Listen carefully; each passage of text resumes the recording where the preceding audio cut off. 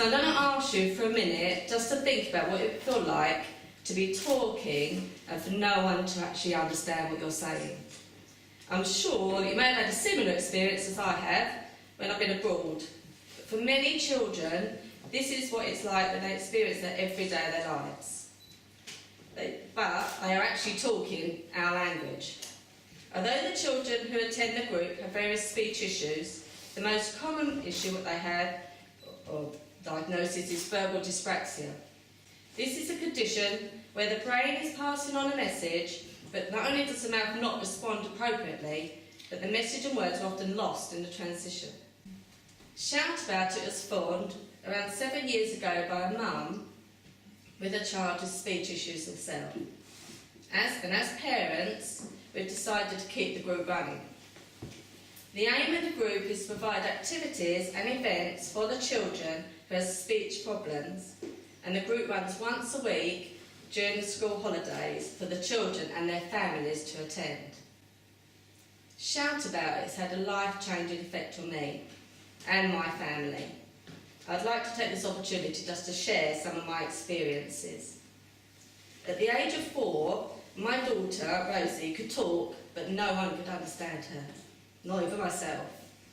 She was eventually diagnosed with verbal dyspraxia and started a local school, which is a speech unit attached.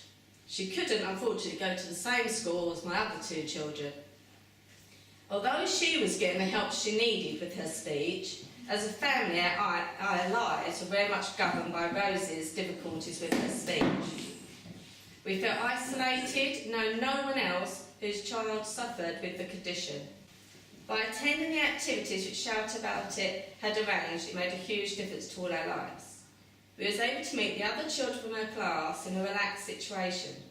I could see who Rosie wanted to play with, and I could actually tell what her friend's name was. And I, as a parent, could talk to other parents to discuss our highs and lows and support each other.